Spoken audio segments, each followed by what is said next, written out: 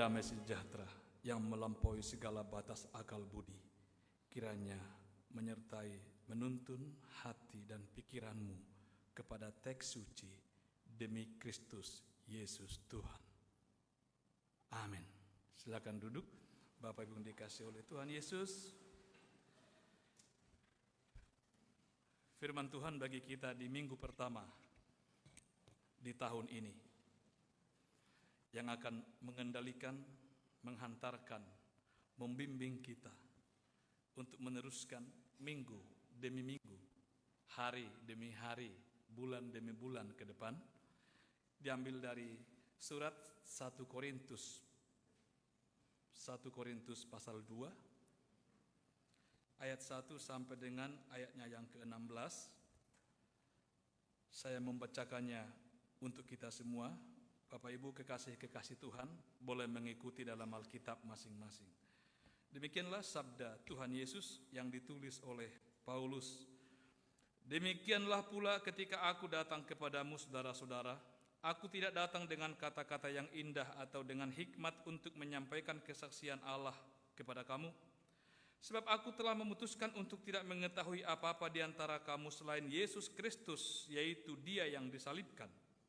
Aku juga telah datang kepadamu dalam kelemahan dan dengan sangat takut dan gentar. Baik perkataanku maupun pemberitaanku tidak kusampaikan dengan kata-kata hikmat yang meyakinkan, tetapi dengan keyakinan akan kekuatan roh, supaya iman kamu jangan bergantung pada hikmat manusia, tetapi pada kekuatan Allah.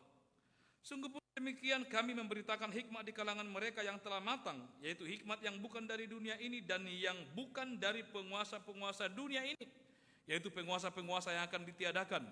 Tetapi yang kami beritakan ialah hikmat Allah yang tersembunyi dan rahasia, yang sebelum dunia dijadikan telah disediakan Allah bagi kemuliaan kita.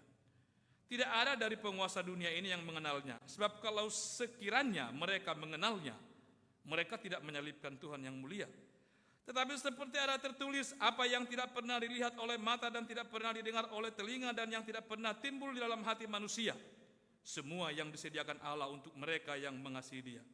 Karena kepada kita Allah telah menyatakannya oleh Roh, sebab Roh menyelidiki segala sesuatu, bahkan hal-hal yang tersembunyi dalam diri Allah. Siapa gerangan di antara manusia yang tahu apa yang terdapat dalam diri manusia selain roh manusia sendiri yang ada di dalam dia? Demikian pula lah tidak ada orang yang tahu apa yang terdapat dalam diri Allah selain roh Allah. Kita tidak menerima roh dunia, tetapi roh yang berasal dari Allah, supaya kita tahu apa yang dikaruniakan Allah kepada kita. Dan karena kami menafsirkan hal-hal rohani kepada mereka yang mempunyai roh, kami berkata-kata tentang karunia-karunia Allah dengan perkataan yang bukan diajarkan kepada kami oleh hikmat manusia, tetapi oleh roh. Tetapi manusia duniawi tidak menerima apa yang berasal dari roh Allah, karena hal itu baginya adalah itu kebodohan, dan ia tidak dapat memahaminya, sebab hal itu hanya dapat dinilai secara rohani. Tetapi manusia rohani menilai segala sesuatu, tapi ia sendiri tidak dinilai oleh orang lain. Sebab siapakah yang mengetahui pikiran Tuhan sehingga ia dapat menasihati dia? Tetapi kami memiliki pikiran Kristus. Amin. Terpujilah Tuhan yang punya sabda, dan diberkatilah Bapak Ibu kekasih-kekasih Tuhan mendengar, percaya, memegang, dan menghidupi sabda itu. Tetapi kami memiliki pikiran Kristus. Ini yang menjadi landasan dasar bagi perenungan kita minggu ini. Memiliki pikiran Kristus.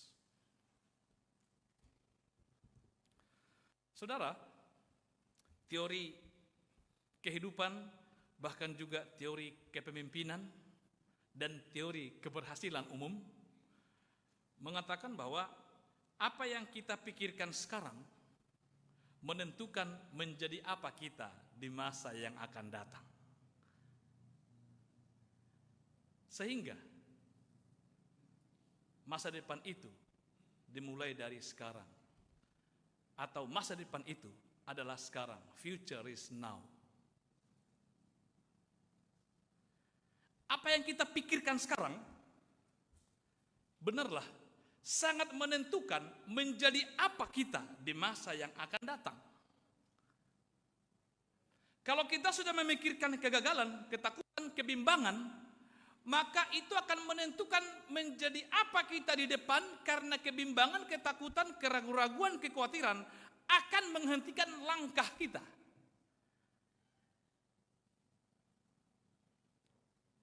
Dan apa yang kita pikirkan sekarang sangat menentukan juga apa yang akan kita lakukan sekarang, bukan nanti. Maka masa depan itu dimulai dari sekarang.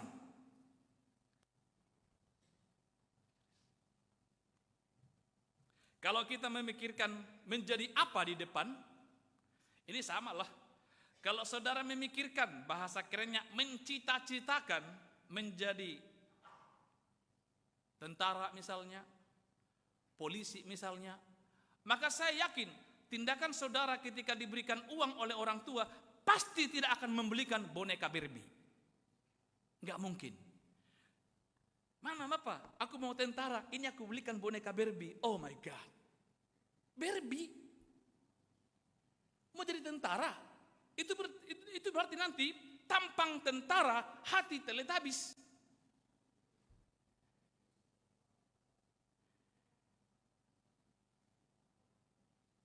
Jadi pikiran itu hebat. Kita bisa melampaui dari apa yang ada sekarang dengan apa yang kita pikirkan di masa yang akan datang. Karena itu saudaraku yang dikasih oleh Tuhan Yesus, topik kita bicara tentang memiliki pikiran Kristus. Memiliki pikiran Kristus, kalau bahasa simpelnya adalah dikendalikan, atau pikiran saya dikendalikan, pikiran saya disesuaikan dengan pikiran Kristus, bukan pikiran Kristus yang disesuaikan dengan pikiran saya. Kehidupankulah yang disesuaikan dengan kehidupan Kristus, bukan kehidupan Kristus yang disesuaikan dengan kehidupanku. Karena kalau kehidupanku yang disesuaikan dengan kehidupan Kristus, itu berarti kekudusannya, kemuliaannya didegradasi. Padahal harusnya kehidupan kita lah yang di-upgrade. Memiliki pikiran Kristus bukan berarti otaknya dipindahkan ke kepala saya. Bukan. Tapi memiliki pikiran Kristus itu adalah bagaimana hidupku, bagaimana pikiranku, bagaimana mindsetku adalah mindset yang dikendalikan oleh Kristus dalam seluruh pemikiran. Karena apa yang kita pikirkan itu nampak dari apa yang kita lakukan. Kata orang-orang, output ditentukan oleh input. Apa yang keluar ditentukan oleh apa yang masuk. Ini Bapak Ibu pernah waktu kecil kan? Jangan pikirkan apa yang keluar itu yang masuk. Jagung dimakan, jagung yang keluar. Enggak begitu. Sehingga ketika nanti ke belakang, kok tumbuh jagung di sini dan subur pula. Bukan itu namanya kurang kunyah, kurang pencernaan. Jangan segitu-gitunya juga menafsirkannya. Daun singkong ikau rata yang dimakan, daun singkong ikau rata yang keluar. Enggak gitu juga. Enggak gitu juga. Tapi maksudnya begini, ketika pikiran-pikiran Kristus yang masuk dalam diri kita, saya percaya perkataan-perkataan kita pun menjadi perkataan-perkataan yang memuliakan Kristus. Amin. Setuju?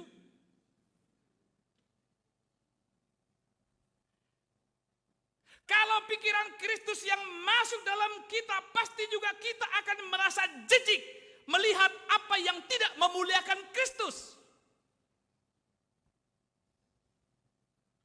Bukan lagi mual, muntah. Karena enggak senyawa. Memiliki pikiran Kristus sekali lagi adalah bagaimana pikiranku, bagaimana hatiku sepenuhnya dikendalikan oleh Kristus. Dan pengendalian Kristus akan diriku, akan pikiranku, nampak dalam seluruh kehidupan. Dalam perkataan, dalam kelakuan, dalam mengambil keputusan, mempertanggungjawabkan keputusan, ya, dalam seluruh kehidupan intinya. Karena itu saudaraku yang dikasih oleh Tuhan, memiliki pikiran Kristus. Semua orang memiliki pikiran. Asal itu namanya orang, pasti memiliki pikiran. Tetapi tidak semua orang memiliki pikiran Kristus. Karena itu teks suci yang kita baca hari ini berkata, tetapi kami, itu tidak menunjuk kepada rasul kami, tapi menunjuk kepada orang-orang tebusan milik Allah, menunjuk kepada warga kerajaan sorga yang tinggal di dunia. Tetapi kami memiliki pikiran Kristus. Indikator bagaimana seseorang memiliki pikiran Kristus. Apa indikatornya? Bagaimana kalau satu kendaraan itu mulai kehilangan air? Apa indikatornya? Air radiator. Kekurangan aki, apa indikatornya? Kekurangan oli, apa indikatornya? Pasti ada tandanya. Coba kita lihat indikatornya. Apakah seseorang itu memiliki pikiran Kristus? Ada beberapa ayat yang tentu kita coba ekspos ya. Yang pertama dikatakan begini. Orang yang memiliki pikiran Kristus jangan bergantung pada hikmat manusia, tapi pada kekuatan Allah. Di pasal 2 ayat 5. Orang yang memiliki warga kerajaan Allah, tebusan Allah, yang memiliki pikiran Kristus, dikendalikan oleh Kristus dalam seluruh perilaku dan kehidupannya, dia tidak akan bergantung kepada hikmat manusia, ia tidak akan bergantung kepada kehebatan kekuasaan, tapi ia akan bergantung kepada kekuatan Allah. Jangan bergantung kepada kekuatan manusia. Kalimat ini, format kalimatnya atau kuasa dari kalimatnya, tekanan dari kalimat itu sama persis dari hukum Taurat dari pasal 6 sampai pasal 6. Hukum yang ke-6 sampai dengan hukum yang ke-10. Jangan berzina, jangan mengingini, jangan berdusta, jangan begini, jangan. Artinya apa? Kata orang-orang, larangan mutlak. Dengan alasan apapun tidak boleh. Hal yang sama, kualitas kalimatnya, penggunaan kalimatnya, bunyi semetiknya. Jangan bergantung kepada kekuatan hikmat manusia dengan alasan apapun, dengan tujuan apapun, atau atas nama strategi apapun. Tidak ada ruang, itu permoden kekal. Jangan bergantung, jangan masuk. Ada permoden ilahi yang melarang kita untuk tidak bergantung kepada kekuatan manusia, tetapi sebaliknya bergantung kepada kekuatan Allah. Kata bergantung itu sama dengan berpasangan. Itu juga sama dengan berpegangan. Itu juga sama dengan adanya penyerahan diri di hadapan kedua belah pihak berdasarkan perjanjian. Berpasangan. Lalu kata bergantung juga menjelaskan tentang sebuah sandaran. Bahasa Latinnya itu pangunsadean.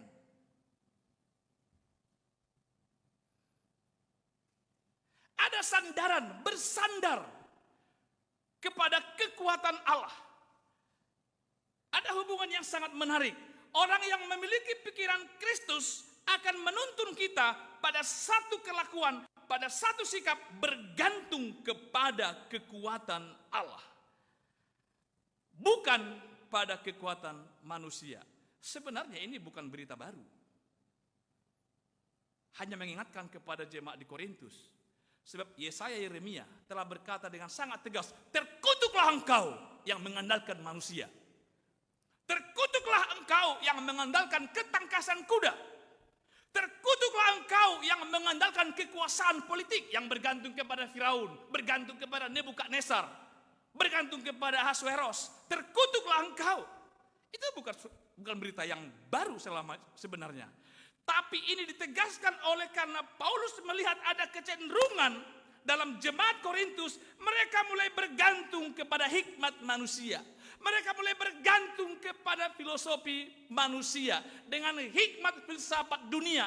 Bahkan hikmat kepada Allah, kebergantungan kepada Allah dilepaskan untuk bergantung kepada manusia. Analogi yang paling tajam, melepaskan mutiara untuk merengguh kotoran.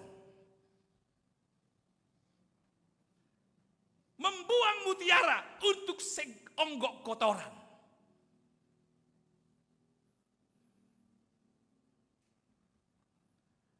Memiliki pikiran Kristus membuat kita bergantung kepada Allah. Apa hama yang bisa merusak kebergantungan kita kepada Tuhan? Musuh yang bisa merusak kebergantungan kita kepada Tuhan. Ada orang ketiga. Kalau ini analogi suami istri. Kan pasangan bergantung, istri, tanda petik jangan dulu berbicara bergantung kepada Allah. Misalnya suami istri. Suami itu pada bagian-bagian tertentu bergantung kepada istri. Pada bagian-bagian kehidupan tertentu istri bergantung kepada suami. Ada yang merusak kebergantungan itu. Bisa ada yang merusak. Sama seperti kebergantungan kita kepada Tuhan ada yang merusak. Ada hama perusak. Orang-orang dunia roman picisan menyebutnya ada orang ketiga yang hadir di antara dua orang. Ada orang ketiga yang bisa merusak kebergantungan kita kepada Tuhan. Saya sebut itu hama rohani. Dan hama rohani itu sering Bapak Ibu dengar, sering Bapak Ibu lihat, sering Bapak Ibu perhatikan. Itu namanya kekhawatiran, kebimbangan, dan keraguan. Itulah hama yang bisa merusak kebergantungan kita kepada Tuhan. Itu sebab Tuhan Yesus berkali-kali dengan tajam, serius, amat serius.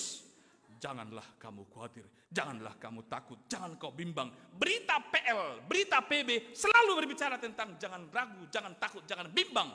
Karena dia tahu pribadi ketiga, orang ketiga yang bisa merusak kebergantungan kita akan Tuhan, yang bisa merusak romantis ilahi kita dengan Tuhan, yaitu orang ketiga itu. Kekhawatiran dan kebimbangan. Itu pribadi orang ketiga yang saya sebut sebagai hama yang bisa merusak kebergantungan kita kepada Allah. Ada enggak pestisida? Ada enggak racun yang bisa mematikan hama ini? Enggak ada. Lalu bagaimana bisa enggak hama ini dapat dimatikan? Bisa. Dengan apa? Berikan makan imanmu. Engkau akan melihat kekhawatiran, keraguan, kebimbangan, mati kelaparan. Saya ulang. Beri makan imanmu. Engkau akan lihat kebimbangan, ketakutan, keraguan-raguan, mati kelaparan. Saya terjemahkan lebih simple. Beri porsi hubunganmu yang baik intim dengan Tuhan.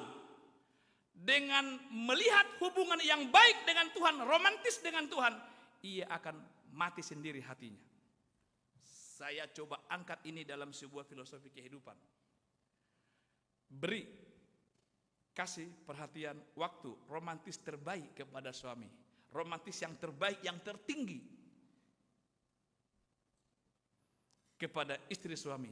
Orang ketiga mati gigi jari dan tidak akan mau lagi. Kenapa? Romantis sekali mereka. Kalau kulit mereka membunuh aku, daripada kulit mati kaburlah aku. Kenapa dia masuk? Dia lihat suami istri mulai enggak romantis. Ada peluang. Kamu udah makan hari ini ya? Kamu kok tahu? Kita satu nada hati kita ya? Celaka. Celaka. Bergantung kepada kekuatan Allah. Tapi ada ketakutan, ada keraguan, kebimbangan. Bagaimana mematikannya? Beri makan imanmu. Dan kau akan lihat. Dia mati kelaparan.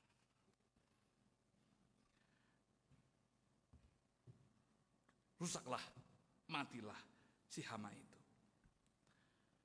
Ada banyak orang mempercayai kekhawatiran dan meragukan kepercayaan. Aneh. Dalam hidup sehari-hari kita sering sekali malah mempercayai kekhawatiran, mempercayai kebimbangan, mempercayai ketakutan, lalu kita ragu kepada iman, kita ragu kepada kepercayaan.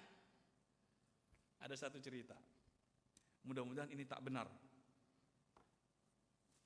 Mudah-mudahan tak benar, tapi aku juga tidak tahu kebenarannya benar apa enggak. Namanya juga cerita kan? Dan saya tidak kenal orang ini. Kapan terjadi? Ada katanya seorang pendeta baru merintis pelayanan di sebuah kota kecil. Lalu karena pelayanan gereja ini tanda petik mengganggu umat yang ada di sana, maka warga dibantu oleh aparat pemerintah mengusir karena dianggap telah mengganggu iman kami. Tapi itu tanahnya. Lalu terjadilah negosiasi tukar guling atau tukar tambah. Tanahmu yang ini, yang sedikit ini kami ganti 10 kali lipat. Benar dikasih 10 kali lipat, tapi dekat jurang di bawah gunung. Jauh. Hanya ada, ya saya tidak bisa memilih itu. Pilihanmu tidak ada. Hanya pergi ke sana atau tidak sama sekali. Ya, namanya ditekan, kiri kanan, depan belakang. Ya sudah. Pendeta ini dengan rendah hati seperti enggak ada daya, ya sudah. Di tempat yang tanah dikasih itu memang sengaja dirancang. Itu tempat prostitusi, mabuk, semualah kejahatan trinitas yang sangat buruk. Judi, perempuan, mabuk. Itu trinitas yang buruk itu. Karena itu melekat kan dalam diri seseorang. Sama seperti rokok, kopi, BAB. Orang kalau BAB itu katanya enggak enak BAB Pak kalau enggak ngisap rokok. Ih, jijai. Itu trinitas yang kacau itu tuh.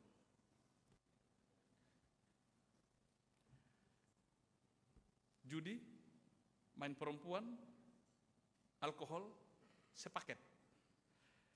Di tempat itu tiga-tiganya ada. Begitu ibadah, yang 2-3 orang, suaminya, istrinya, anaknya, sama adalah 2-3 orang yang datang gitu ya, semangat memuji Tuhan. Tapi pada saat yang sama, semangat pula disco remik, joget-joget dari nggak terlalu jauh tempat-tempat itu. Lalu terganggulah pendeta ini, terganggu juga lah jemaat, tapi nggak bisa buat apa-apa. Maka mereka berdoa, ya Tuhan, gimana lah caramu menolong kami? Kalau aku datang ke sana, itu namanya bunuh diri. Biarlah aku datang kepada Tuhan. Aku tidak akan pernah bisa menyentuh bangunan itu. Nanti ditakut kena pelanggaran, merusak, pengerusakan. Dia berdoalah, Tuhan, berikanlah kami kenyamanan. Dan kalau boleh Tuhan, bagaimana caramu? Ratakan, lenyapkanlah itu. Biarlah kami di sini jadi terang. Bagaimanalah caranya? Terserah Tuhan. Hitungan seminggu. Entah bagaimana, datang badai, hujan, angin kencang, disambur dengan petir, guntur, dan ronggur.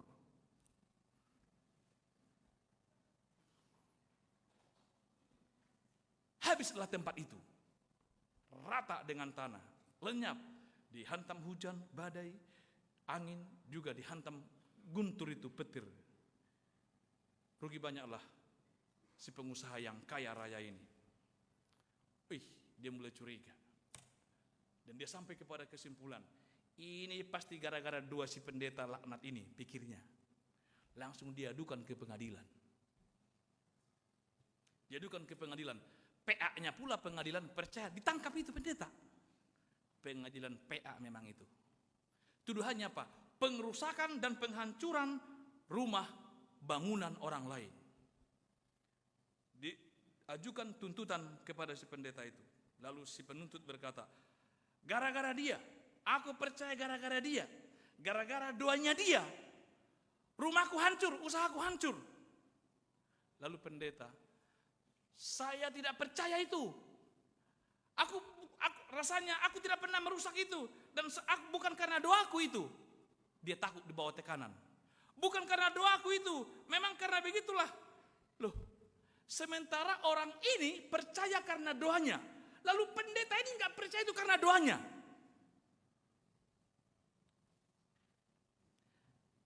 Aneh kan? Ada banyak kita malah nggak percaya, orang lain yang malah percaya. Gara-gara dia itu gara-gara doanya dia makanya dia berhasil itu. Gara-gara doanya dia maka kuasa gelap yang kuhancurkan kepada dia, yang kasih kepada dia maka gak mempan. Gara-gara doanya dia itu maka dituntut ke penjara. Aku nggak ngerasa, itu bukan gara-gara aku. Itu yang saya katakan tadi apa? Banyak orang mempercayai kekhawatiran. Banyak orang mempercayai keraguan, tapi tidak percaya lagi dengan iman kepercayaannya. Nggak tahu pikiran apa yang dimilikinya. Tapi hari ini kita diingatkan, memiliki pikiran Kristus itu membuat kita bergantung, berpegangan, berpasangan, melekat menjadi sebuah hakikat yang tak dapat terpisahkan apapun yang terjadi. Ibarat kata buruknya begini, hidup bersama Tuhan. Kalaupun harus mati di dalam Tuhan. Dan perlu aku hidup kalau toh terpisah daripada Tuhan. Aku pilih mati bersama dia daripada hidup tanpa dia. Ini ibarat kata-kata kalimat yang sangat romantis rohani. Aku memilih mati jika aku harus tidak hidup bersamamu Tuhan. Kalau gombal duniawinya, aku tak bisa hidup tanpa engkau, Beb. Satu hari berpisah dengan engkau, pikiranku linglung tak karu-karuan. Kopi semanis apapun pahit rasanya. Kenapa? Karena manisnya ada di rumah. Ada dalam istriku yang tercinta. Aku lebih memilih mati daripada hidup tanpa engkau Tuhan. Tak ada gunanya hidup kalau terpisah dari Tuhan. Begitu. Kalau saudara makin menggombal, karena separuh aku dirimu kepada Tuhan, seluruhnya diriku ada dalam kendalimu. Bergantung kepada Tuhan. Bergantung kepada analisa Tuhan. Bukan bergantung kepada hikmat manusia. Juga tidak bergantung kepada uang, harta, deposit, apapun namanya itu. Bukan bergantung kepada kekuasaan pemerintah. Kemana pemerintah, siapa pemimpin, kita ke sana yuk. Enggak. Biar pemerintah, biar kekuasaan pemerintah mengerjakan tugas tanggung jawabnya. Saya juga harus mengerjakan tugas panggilan tanggung jawab saya. Bergantung kepada Allah. Dalam segala keadaan, dalam segala situasi, dan dalam segala tantangan. Bergantung kepada Allah. Kita tidak perlu mengurangi kebenaran kita hanya untuk mengakomodir kebenaran orang lain yang belum tentu kebenaran. Tidak perlu. Bergantung kepada Tuhan. Alkitab telah mengajar kita, bergantung kepada manusia mendatangkan jerat. Begitu kan kata Amsal?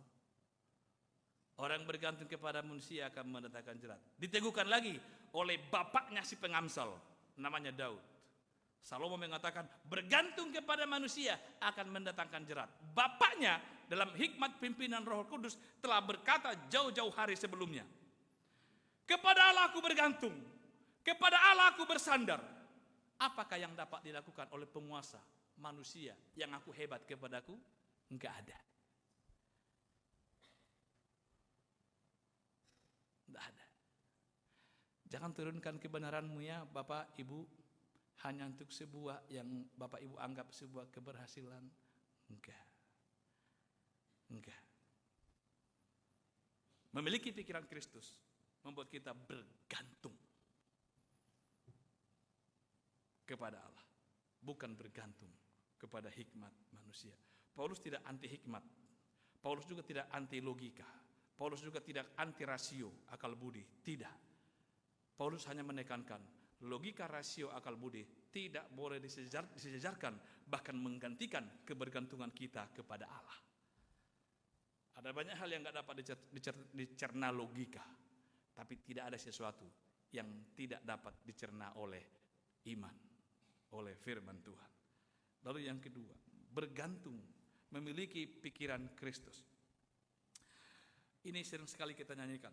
Apa yang tak pernah dilihat oleh mata, apa yang tak pernah didengar oleh telinga, dan apa yang tidak pernah timbul dalam hati, semua itu tanpa kecuali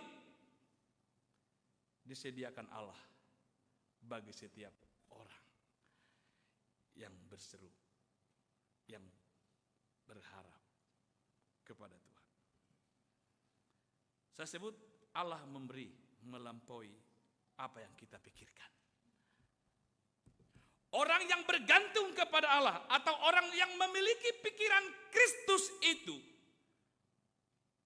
Allah akan memberikan melampaui apa yang kita pikirkan. Oleh karena itu pikiran dan pemikiran harus dipusatkan, harus bermuara, berujung pada kemuliaan Allah di tempat yang maha tinggi, walau itu tidak enak bagi saya.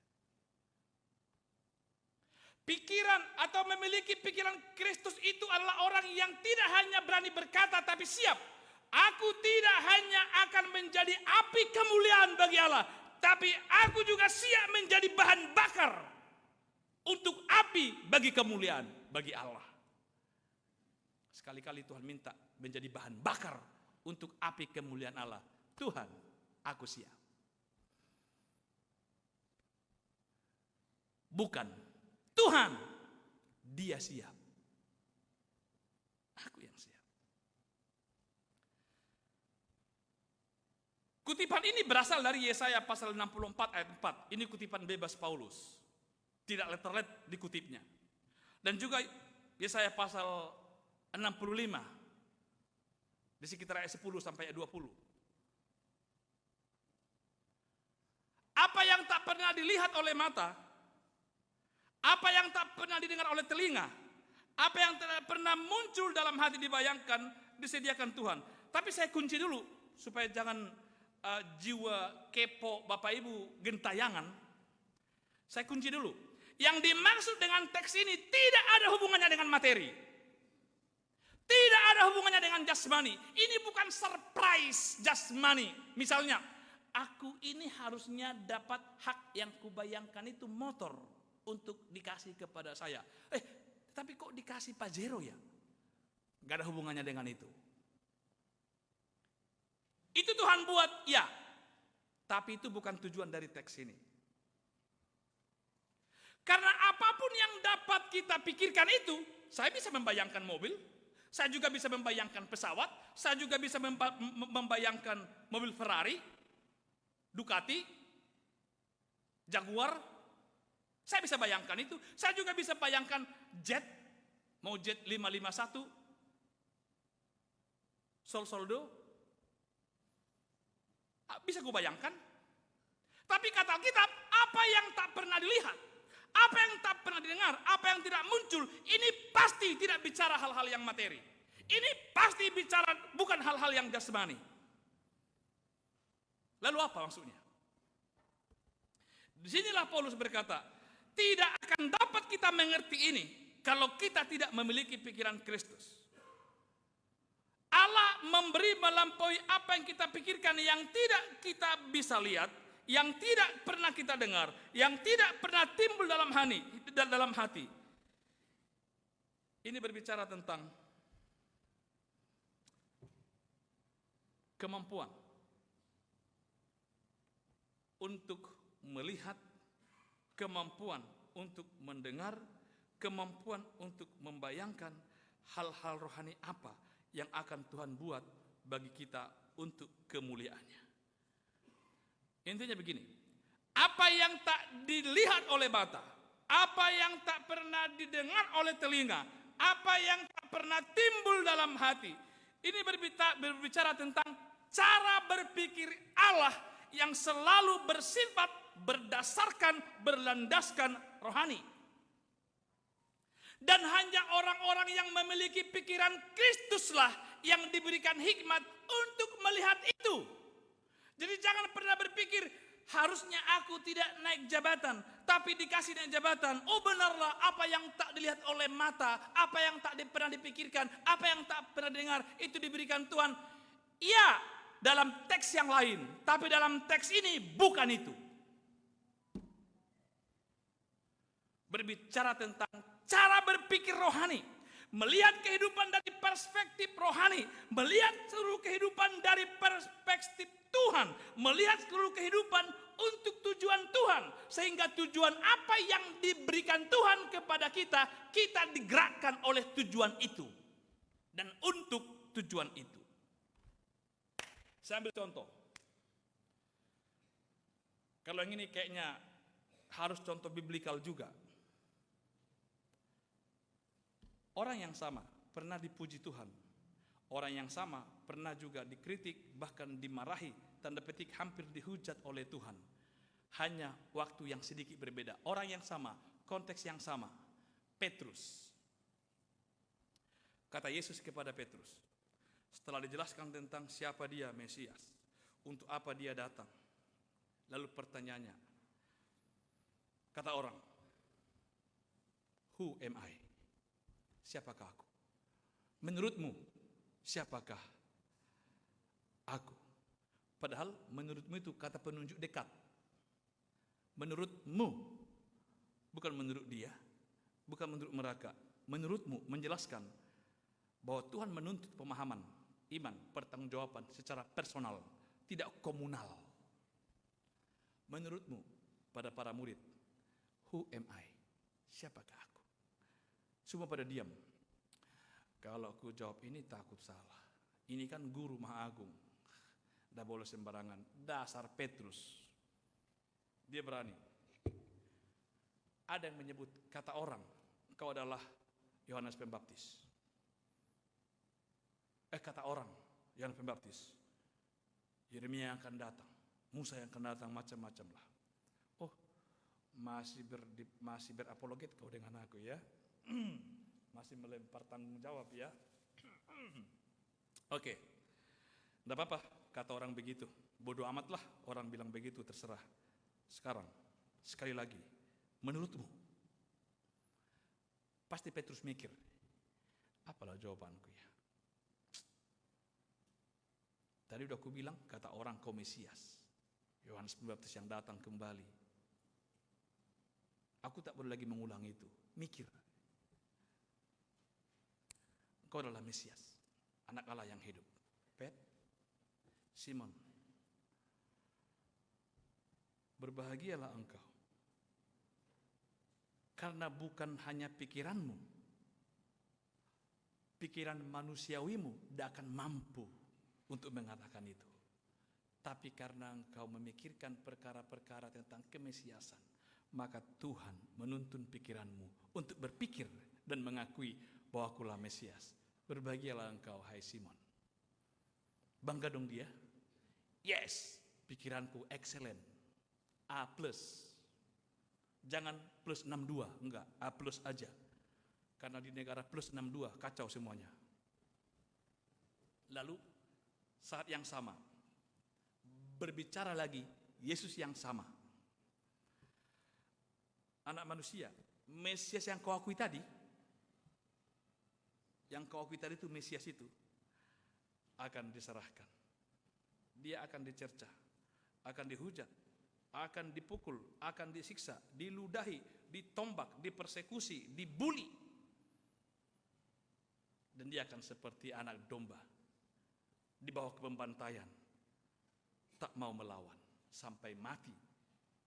Tapi pada hari yang ketiga pasti akan bangkit.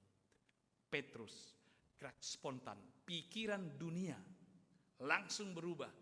Ditariknya Yesus agak mendekat. Guru, tidak boleh gitu. Si anak cupu menasihati suhu. Apa? Janganlah kiranya itu terjadi pada guru. Jangan ngomong ya. Jangan sembarangan dengan perkataanmu. Sini, janganlah ya. Bocah TK membelas kasihani kakeknya. Lalu kata Yesus, enyahlah kau. Bukan lagi Petrus, enyahlah kau iblis. Why? Pikiranmu sedang tidak memikirkan pekerjaan Allah. Engkau memikirkan pekerjaan perkara-perkara duniawi. Orang yang sama, Petrus. Momen yang sama. Tidak beda hari. Hanya beda menit. Konteks yang sama. Berubah. Enyahlah. Sepertinya perkataannya baik kan? Seolah mengasihani Yesus. Membelas kasihan Yesus. Melindungi Yesus. Enyahlah engkau iblis. Maksudnya apa ya? Hanya orang yang memiliki hikmat Allah, hanya orang yang memiliki pikiran Kristus yang mampu mengerti pekerjaan Kristus. Orang yang memiliki pikiran Kristus yang mampu melihat, mengikuti, mengalami jalan Kristus. Walaupun itu menyakitkan, memang bagi Petrus jalan salib itu, masa harus begitu sih? Tidak boleh ya Tuhan, pantang. Seperti biasa anak-anak nasihat, orang tua nasihati anaknya, tidak boleh ngomong begitu, pantang ya nak, pantang. Jangan ya dek, jangan. Jadi hantamlah. Kenapa? Bukan Petrusnya, tapi pikirannya sudah menyimpang dan sudah tidak lagi berpikir, berkata, berbicara sebagai orang yang memiliki pikiran Kristus. Maka ketika kita berkata apa yang tak pernah dilihat mata, yang tak pernah didengar telinga, yang tak pernah timbul dalam hati, sekali lagi tidak bicara hal jasmani, tidak bicara hal materi, tapi itu bicara cara berpikir Allah yang harus kita ikuti, sehingga apa yang tak dapat dipikirkan oleh orang-orang dunia, apa yang tak pernah dibayangkan oleh orang-orang dunia, tetapi ketika kita memiliki pikiran Kristus, Allah menyingkapkannya. Allah memamerkannya. Allah mempertunjukkannya. Dan sekali lagi, itu hanya dapat dilihat oleh mata yang memiliki pikiran akan Kristus. Itu hanya dapat didengar oleh telinga yang otaknya memiliki pikiran Kristus. Itu hanya dapat dibayangkan, dialami oleh hati tubuh yang otaknya, pikirannya terhubung dengan Kristus. Apa yang tak pernah dilihat mata. Sekali lagi, tidak bicara hal-hal yang materi. Jadi tidak bicara, oh Tuhan berikan saya surprise, boleh-boleh saja. Tuhan memperhatikan kita, Tuhan memenuhi kebutuhan kita, Tuhan mempromosi kita. Ya, itu juga benar.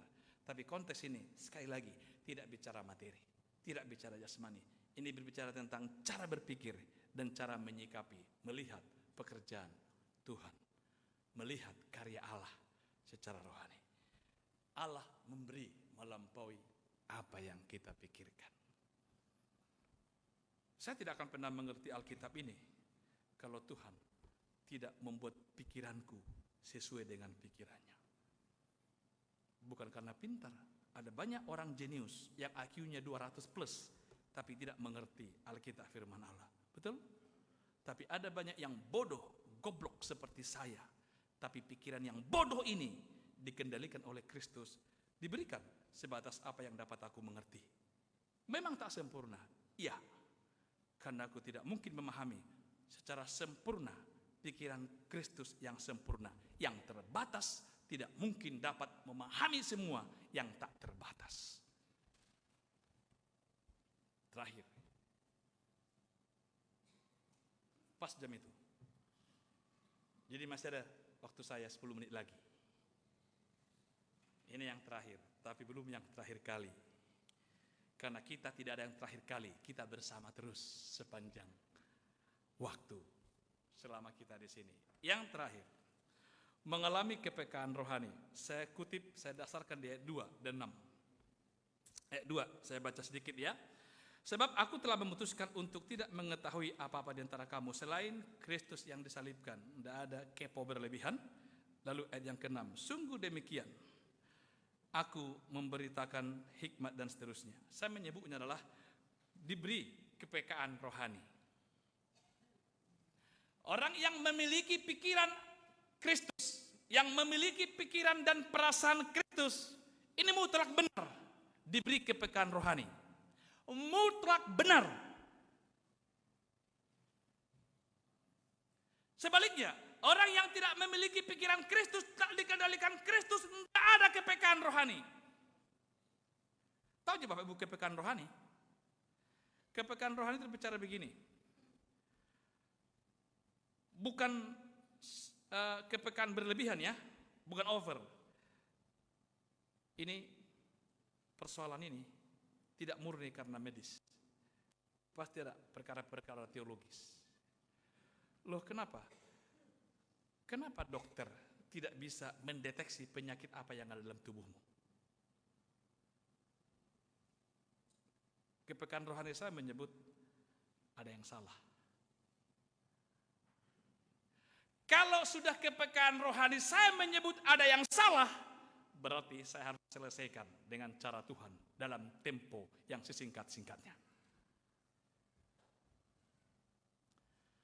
Tidak segala sesuatu dapat dijelaskan oleh hikmat manusia, itu kan konteksnya. Di awal tadi kita katakan supaya iman kamu tidak bergantung kepada hikmat manusia. Bukan anti pikiran, bukan anti ilmu, sains, dan segala macam teknologi, bukan. Tetapi Alkitab memberikan kita suatu ruang, Alkitab Tuhan memberikan kita suatu kesempatan bahwa ketika kita memiliki pikiran Kristus, diberikan kepekaan rohani. Kepekaan rohani yang paling tajam, misalnya. Saya sebut istilahnya kegelisahan yang kudus. Bapak mamanya memiliki hubungan yang baik dengan Tuhan, lalu di tempat lain, kok ada yang salah dengan anak kita ini ya? Tapi aku tidak tahu salahnya apa. Sepertinya ada sesuatu yang disembunyikan. Lalu mulai tanya baik-baik. Nak, gimana kabar? Begini. Kok mama ada sedikit rasa nggak enak, tapi nggak tahu apa ya. Tapi pikiran, doa, ingatan, memori mama itu kok ingat wajahmu terus. Coba cerita. Nah, ada apa? Iya, Ma. Kok mama tahu? Siapa yang ngasih tahu?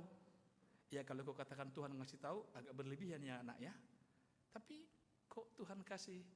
Itu gak usah ditengking, gelisah dalam hatiku. Ku tengking, gak usah. Itu kepekaan rohani. Kepekaan rohani. Orang memiliki pikiran Kristus, sekali lagi apa? Diberikan kepekaan rohani. Mengalami kepekaan rohani dengan menjadi orang yang berhikmat. Dan hikmat itu tidak dapat dipelajari. Tidak ada dosen mata kuliah hikmat. Tidak ada program. Program apa? Hikmat. Ambil apa dia? Ambil S2. Di mana? Di Sriwijaya. Ambil jurusan apa? Ambil hikmahnya aja. Nggak ada begitu. Terus apa nanti ujiannya? Ujian kehidupan. Itu tidak dipelajari. Itu pasti diberikan Tuhan kepada setiap orang yang memiliki pikiran yang terintegrasi dengan Kristus. Atau pikiran yang seluruh pikirannya dikendalikan oleh Kristus. Ada benang penghubung dan yang memegang ujung benang penghubung itu adalah Kristus. Berlebihan barangkali kalau saya katakan ya, Kristus memegang remote control pikiran kita. Mengalami kepekaan rohani dengan menjadi orang yang berhikmat. Ada banyak orang yang berpikir, tapi belum tentu berhikmat.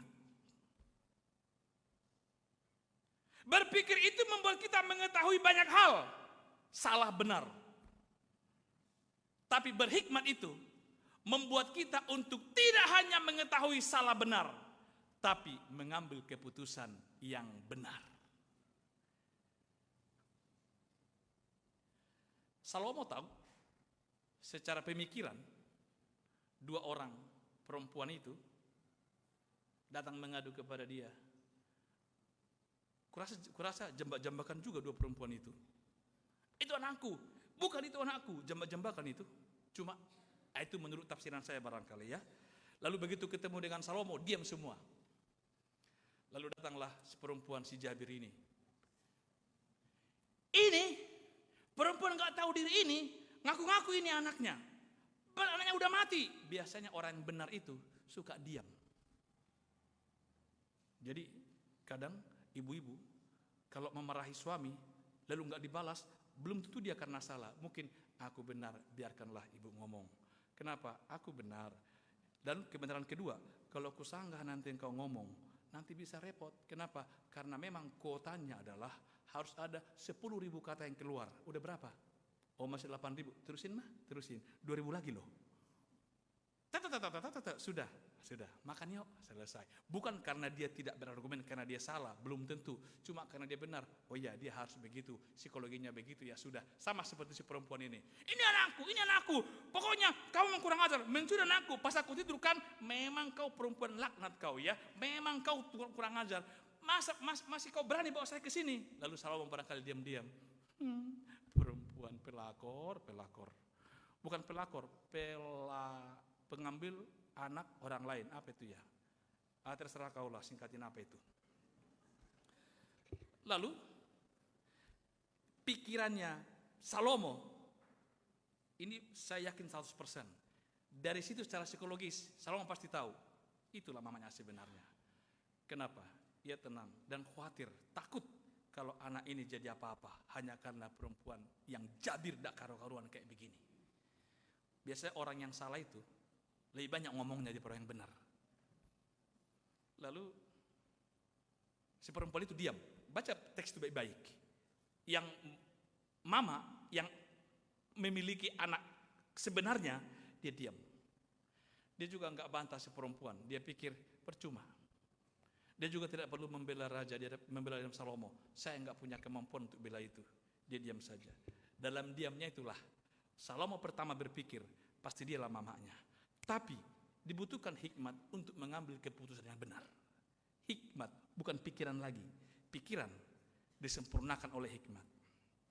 Dia tidak bicara sama si perempuan jablay, juga tidak bicara kepada si perempuan benar yang murni punya kasih ibu.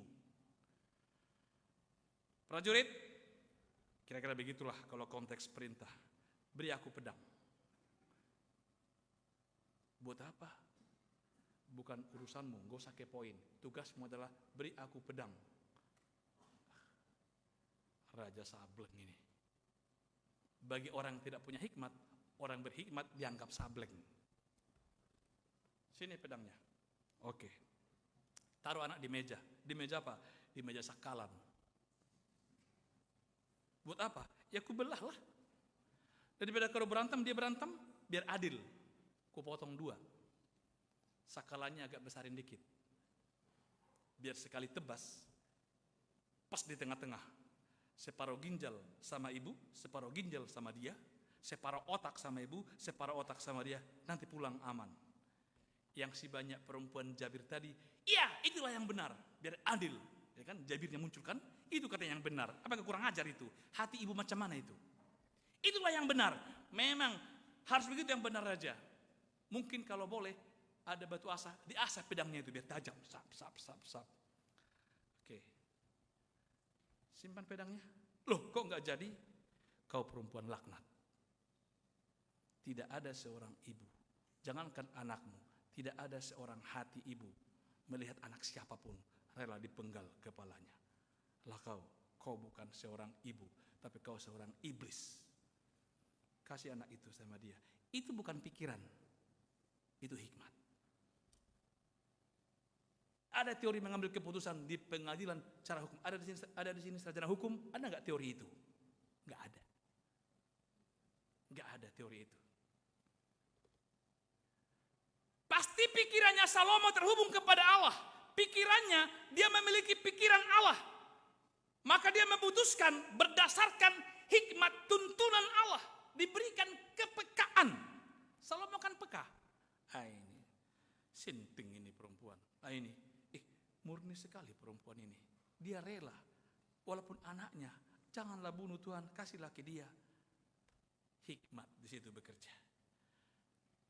Jadi hikmat itu bukan hanya kita mampu mengambil keputusan, tapi kita juga bisa mampu menentukan apa yang benar. Sebenarnya untuk menentukan apa yang benar dulu kan, lalu bisa mengambil keputusan.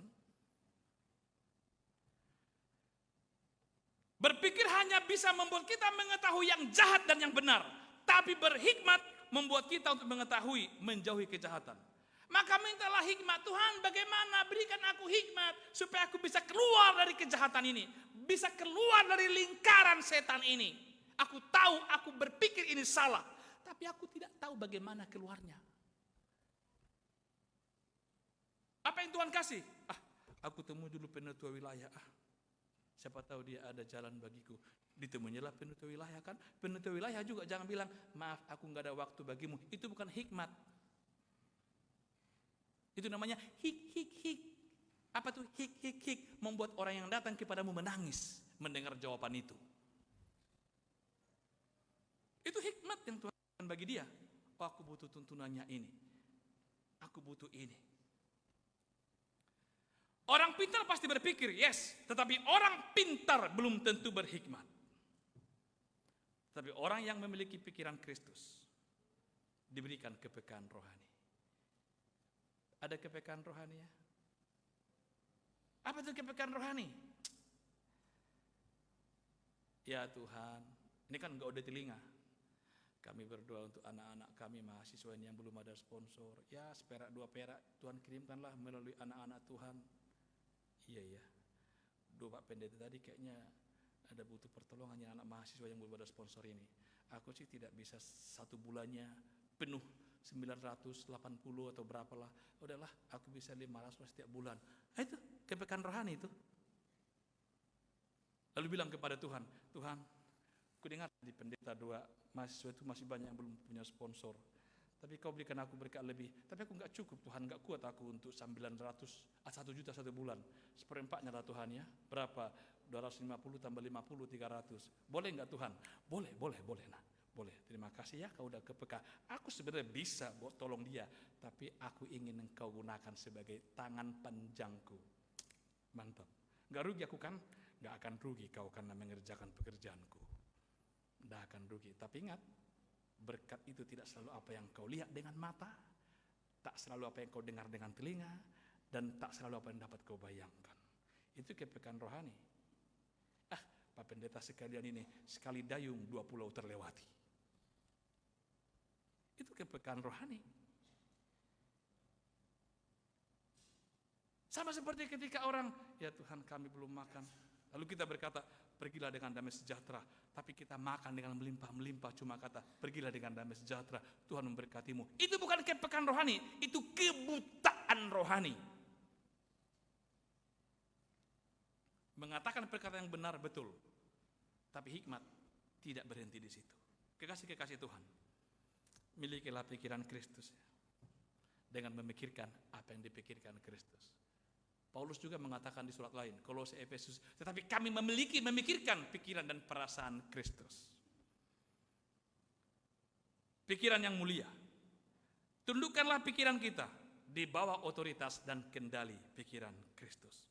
Di awal saya katakan, berikan makan imanmu, maka kekhawatiran, keraguan-raguan akan mati kelaparan. Nanti kalau aku berikan ini Tuhan, aku miskin? Enggak. Tidak pernah ada orang kulihat, kata pemazmur, orang yang mengerti pekerjaan Tuhan, hidupnya makin blangsat dan miskin. Tak pernah kulihat itu, kata Alkitab. Artinya apa? Orang yang memikirkan pekerjaan Tuhan, yang memikirkan pikiran Kristus, tidak akan semakin susah. Yang ada adalah jangan susah untuk memikirkan pekerjaan Kristus. Kekhawatiran adalah rute. Kalau kita khawatir, bimbang, itu seperti saya bayangkan seperti rute, seperti trayek yang membawa kita ke satu tempat tapi tidak pergi kemana-mana. Mutar di situ. Itu kekhawatiran. Kekhawatiran akan masa depan membuat kita boros di masa sekarang. Karena itu jangan khawatir. Jangan takut. Jangan bimbang akan hari esok. Kenapa? Karena di hari esok Tuhan sudah ada. Amin. Di hari esokmu Tuhan sudah ada. Jangan bimbang dengan hari esok. Mari kita mengarungi kehidupan ini dengan memiliki pikiran akan Kristus.